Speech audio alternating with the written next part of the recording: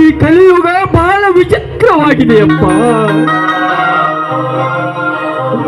ನಮ್ಮಂತ ಬಡವರು ಎದುರಿಗೆ ಬಂದರೆ ಹಣವನ್ನು ಕೇಳುತ್ತಾರೆಂದು ಮರಿಗೆ ಆಗಿ ಹೋಗುತ್ತಾರೆ. ನಮ್ಮಂತ ಬಡವರು ಬಾಳು ಎಂದರೆ ನಮ್ಮ ಧರ್ಮ.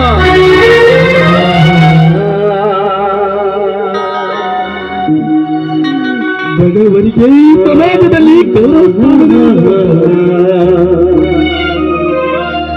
ಸೂರ್ಯನ ನಾನಿನ್ನ ಹತ್ತಿರ ಹಣ ಕೇಳುತ್ತಿಲ್ಲ, ದಯವಿಟ್ಟು ಹೆದರಬೇಡಿ. ಏನ್ ಬೇಕಾದ ಕೇಳ್ರಿಪ್ಪ, ಸಹಾಯ ಮಾಡ್ತೀನಿ. ಸೂರ್ಯನ ನನಗೀಗ ನೌಕರಿಗೆ ಆರ್ಡರ್ ಬಂದಿದೆ. ಆದರೆ ಆಯ್ಕೆ ಸಮಿತಿಯವರಿಗೆ 5 ಲಕ್ಷ ರೂಪಾಯಿ ಕೊಡಬೇಕೆಂದು ಹೇಳಿದ್ದಾರೆ. ಈ ಅವಕಾಶ ಕಳ್ಕೊಂಡ್ರೆ ಮತ್ತೆ ನಮಗೆ ಇದು ದೊರೆಯಲಾರದು. ಅದಕ್ಕಾಗಿ ನೀನು ರೊಕ್ಕ ಒಂದು ಬಿಟ್ಟು ಬೇಕಾದ ಕೇಳಿ. ಯಾಕಂದ್ರೆ ನನ್ನ ತಂದೆ ಸಾಲ ಮಾಡಿದ ಇನ್ನೂ ಗೌಡ್ರ ಮನ್ಯಾಗ ಮುಗಿಬಾರ್ದು. 25 ವರ್ಷ ವರ್ಷ ಕಾಲು ಕೊಡ್ತಾರ್ರಿ, ಅದರಲ್ಲಿ ಜೀವ ಸಾಗಲತ್ತೀವಿ. ಅಂದ ಮೇಲೆ ರೊಕ್ಕ ಎಲ್ಲಿದು ಕೊಡ್ಲಿ. ಸೂರ್ಯನ ನಾನಿನ್ನ ಹತ್ತಿರ ಹಣ ಕೇಳಿದಿಲ್ಲ. ನೀನು ನಮ್ಮ ಮನೆಗೆ ಬಂದು ನನ್ನ ಅಣ್ಣನಿಗೆ ಒಂದು ಮಾತು ಕೇಳಬೇಕು. ಇದೊಂದು ಕೆಲಸ ಮಾಡಿದ್ರ ನಿಮ್ಮ ಉಪಕಾರ ನಾನು ಎಂದು ಮರೆಯುತ್ತೀಯಪ್ಪ. ಅಲ್ರಿ, ನಿಮ್ಮ ಅಣ್ಣ ನಿಮ್ಮ ಬಿಟ್ಟು ಒಂದು ಚೆನ್ನಾಗಿರುವುದಿಲ್ಲ.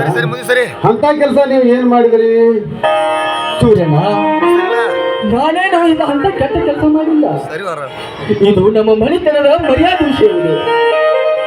ಇಲ್ಲಿಯವರೆಗೆ ನನ್ನ ಅಣ್ಣನಿಗೆ ಎದುರು ನಿಂತು ಒಂದು ಮಾತು ಸಹಿತ ಮಾತನಾಡಿಲ್ಲ. ಈ ವಿಷಯವನ್ನು ನನ್ನ ಅಣ್ಣನಿಗೆ ಹೇಳಲು ನನಗೆ ಸ್ವಲ್ಪ ಹೆದರಿಕೆ ಆಗುತ್ತದೆ. ಇದರಲ್ಲಿ ನೀವು ಸಹಾಯ ಮಾಡಬೇಕು. ರೊಕ್ಕವನ್ನು ಬಿಟ್ಟು ಬೇಕಾದ್ರೆ ಸಹಾಯ ಮಾಡ್ತೀನಿ ಅಂತ ಹೇಳಿದ್ರಪ್ಪ. ಅದನ್ನ ಏನ್ ಮಾಡಿ ಹೇಳಿ. ಸೂರ್ಯನ ನನಗೀಗ ನೌಕರಿಗೆ ಆರ್ಡರ್ ಬಂದಿದೆ. ಅದಕ್ಕಾಗಿ ನೀನು ನನಗಿಂತ ಮುಂಚೆ ನಮ್ಮ ಮನೆಗೆ ಹೋಗಿ ನನ್ನ ಅಣ್ಣನಿಗೆ ವಿಷಯ ತಿಳಿಸಬೇಕು. ಎಂತ ಮಾಡ್ರಿ? ಅಲ್ಲ, ನಾ ಬ್ಯಾರೆ ಏನು ತಿಳ್ಕೊಂಡೀನಿ, ಹೋಗಿ ಹೇಳ್ತೀನಿ. ನಾ ಬರ್ತೇನೆ. ಸೂರ್ಯನ ಸ್ವಲ್ಪ ನಿಲ್ಲು.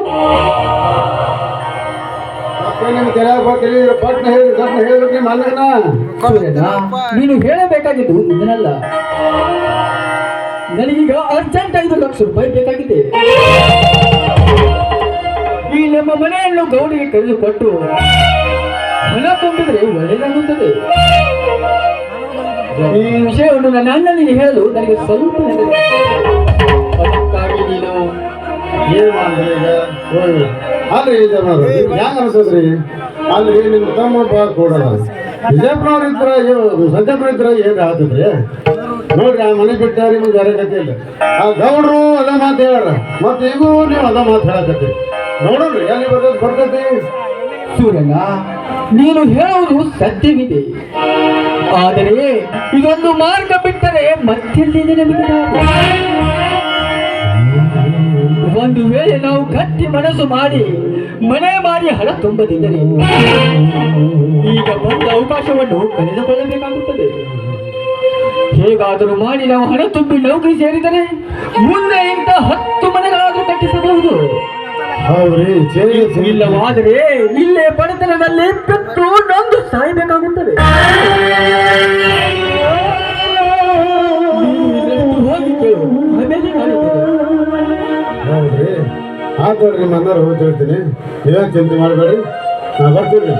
ಆಯ್ತಪ್ಪ, ನಡೆ, ನಾನು ನಿನ್ನ ಹಿಂದೆ ಬರ್ತೇನೆ.